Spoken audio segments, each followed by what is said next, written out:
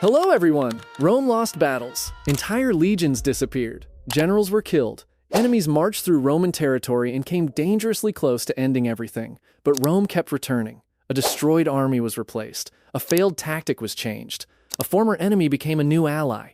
Rome did not win every battle. It simply survived its defeats better than almost anyone else. So why did this small city in Italy grow into an empire stretching across Europe, North Africa, and the Middle East? The answer was not just stronger soldiers. It was the system behind them. In 216 BC, Hannibal trapped the Roman army at Cannae. The Romans were surrounded. Tens of thousands were killed. One consul died. Several Italian cities abandoned Rome. Most states would have asked for peace. Rome refused. The Senate rejected negotiations and raised new legions. Young men were recruited, so were poor citizens and even slaves. Rome stopped chasing Hannibal into major battles and attacked Carthaginian power elsewhere. 14 years after Cannae, Scipio defeated Hannibal at Zama. Rome lost the famous battle, but it won the war. Rome's first armies fought in a dense formation similar to the Greek phalanx. It worked on open ground. Then Rome fought the Samnites in the mountains of central and southern Italy. The terrain was rough. The old formation became clumsy. Rome suffered humiliating defeats, including the surrender at the Caudine Forks in 321 BC. But the Romans learned. Their army became more flexible. Legions were divided into smaller units called maniples. These units could move separately and fight across broken terrain. Rome did not protect failed ideas. It replaced them. Roman soldiers trained constantly. They marched long distances. They practiced throwing the pilum and fighting with the short sword. They learned to hold formation even when the battlefield became chaotic. Punishments could be severe. Rewards mattered too. Soldiers fought beside the same small group, shared a tent, and depended on one another.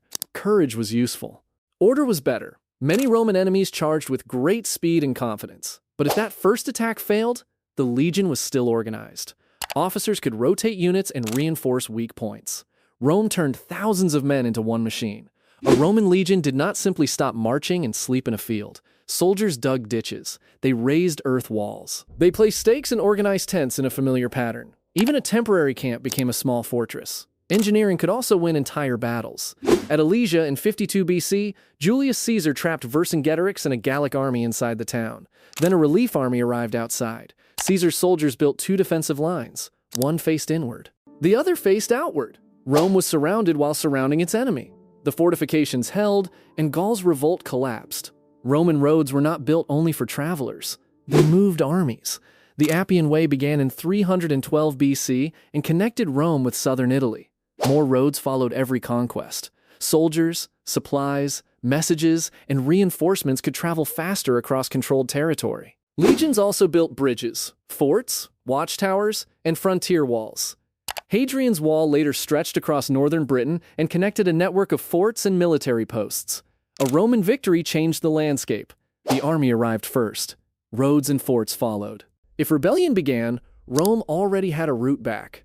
The famous legionaries were Roman citizens. But Rome's armies also depended on allies. During the Republic, Italian communities supplied large numbers of infantry and cavalry. This gave Rome a much deeper pool of soldiers than many opponents possessed. Under the empire, non-citizen auxiliaries fought beside the legions. They provided archers, cavalry, slingers, and local skills the Romans often lacked. After long service, many auxiliaries could receive Roman citizenship. Rome did not rely only on people born in Rome. It turned the population of conquered territories into part of its military system. The Romans were not embarrassed to copy an enemy. During the First Punic War, Carthage controlled the sea.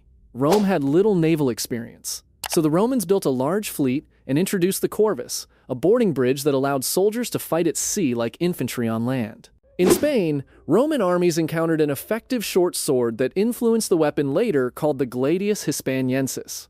Rome borrowed equipment, recruited foreign specialists, and changed tactics when necessary. Its greatest weapon was not always the sword. It was the willingness to learn from whoever had just defeated it. Rome was never truly unstoppable. Hannibal destroyed Roman armies. Germanic warriors wiped out 3 legions in the Teutoburg Forest in AD 9. Parthian forces crushed Crassus at Carrhae in 53 BC.